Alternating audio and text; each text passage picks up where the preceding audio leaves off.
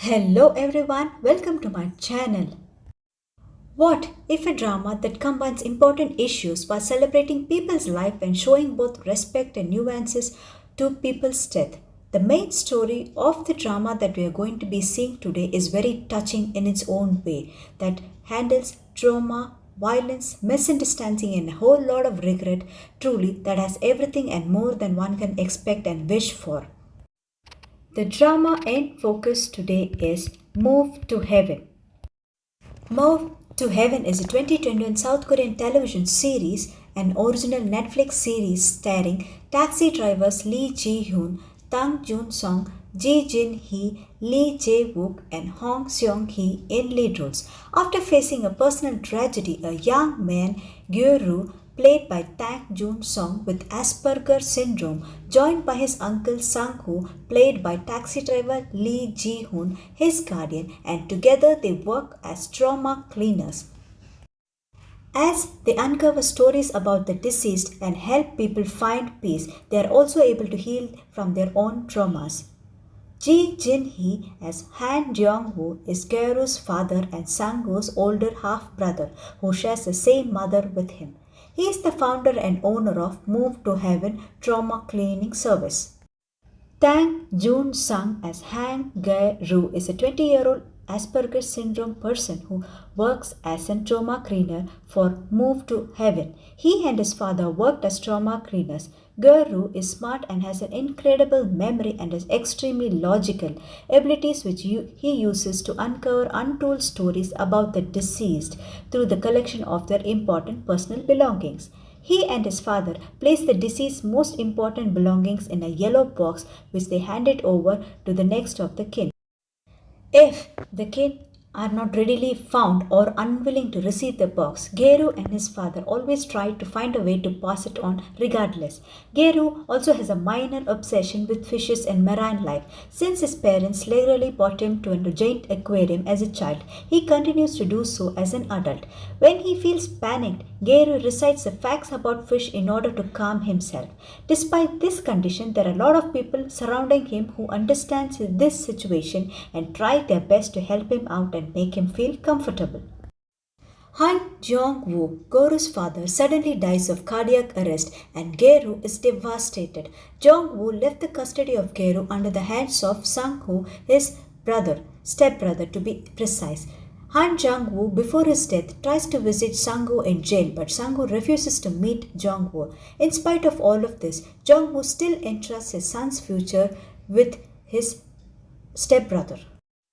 Now, coming to Sang-hoo. Sang-hoo is an ex-convict and Gero's strangled uncle, and Jung-woo's stepbrother who becomes Gero's guardian upon the release from jail. He is blunt, smokes cigarettes and moonlight as his underground MMA fighter. He was sent to jail after he put his opponent Soo-cheol in coma during a fight. Despite his background, he is still entrusted to take care of Gero after his release and is instructed to stay and work with Gero for 3-month probationary period. Although he initially does it for financial gain and appears to be ignorant of Gero's condition, he slowly gets to know Gero as they both work together as trauma cleaners for Move to Heaven, gaining a new outlook on life. In the process, he discovers the truth about Gero and Gero's father Jong-woo. Once he learns the truth, his perspective changes for good. Now, coming to why you should see this drama. Number 1. Family. The drama shows how totally two different people with two different backgrounds could change each other in a good way, could find the family that they are both longing for in each other's company. Their relationship represents a raw, pure kind of emotion and shows family love. In each episode, there is a case that don't have to clean the dead people's room but also solve a mystery about those cases, which always involves a lot of emotions and tears. Number 2. Cast and acting. The cast did an entirely a good job. Han Garu is a 20-year-old man, but he has autism. He is a bit like a child. He doesn't like touching and he's very neat and he has a great memory. With an immaculate job, the actor did portray this character and I'm convinced that's him in real life. Next, we have Uncle Noisy, Dirty and a good fighter as Garo described it. He is a total opposite of Gero, but somehow both of them will find a way to connect and be the family for each other when they need them. Gero and Sango deliver strong, compelling performances that show their sincere commitments to the roles. His loyal friend Namu helps him in everything and she's always there to look after and worry for him. I love how sweet, loving and loyal, cute her character was. The rest of the cast was just perfect. I love the guests of each episode and their acting, especially the episodes of the old couple.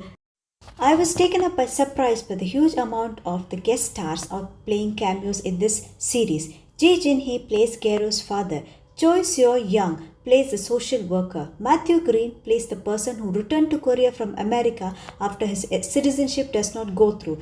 Lee Jae-wook plays the fighter. The actors, the cast, they were all amazing in acting and made me feel like I am one of the characters in the story. The emotions. The series will play with your emotions and feelings, especially apathy towards the deceased who are no more in this world, yet they have left their own messages to their loved ones. The one thing that we need to look out for these messages is by having empathy and the power to look through the bits and pieces of their belongings. This series will make you respect the trauma cleaners, which is the designation that I didn't know existed until this series. I have built a huge respect for them. Number 4. Plot. The structure of the storytelling was great, simple yet grandeur. The editing was amazing, and the effects and the computer graphics were top-notch and beautiful.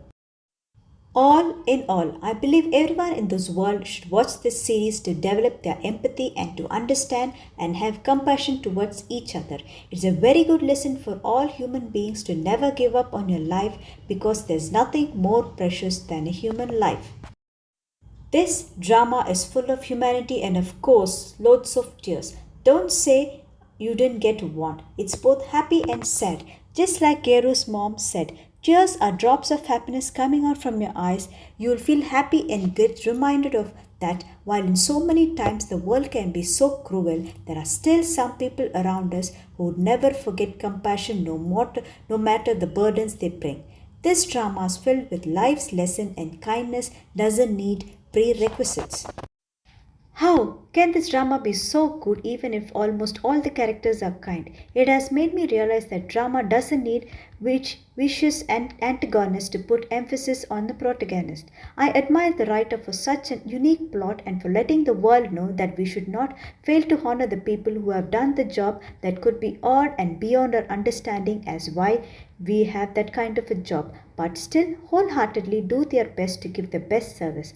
I hope to see more of this kind of a drama and I sincerely hope for season 2.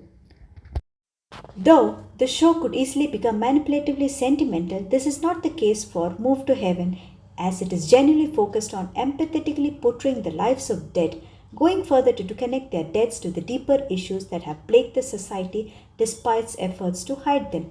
These include domestic violence, ill treatment of the elderly, and homophobia amongst the many other issues.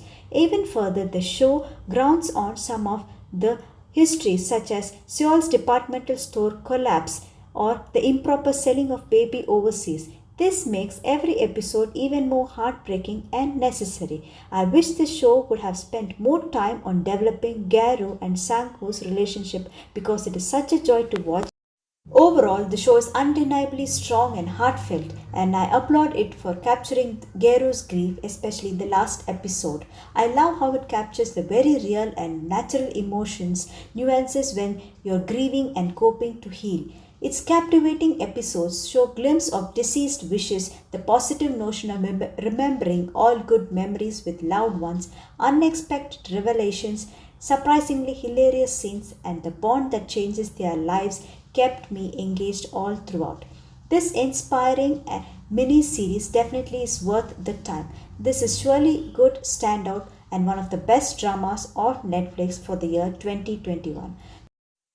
With only 10 episodes, we can sure binge watch this show on Netflix and the genre is drama. And that's all in this video. If you like this video, please do like and share it with your family and friends.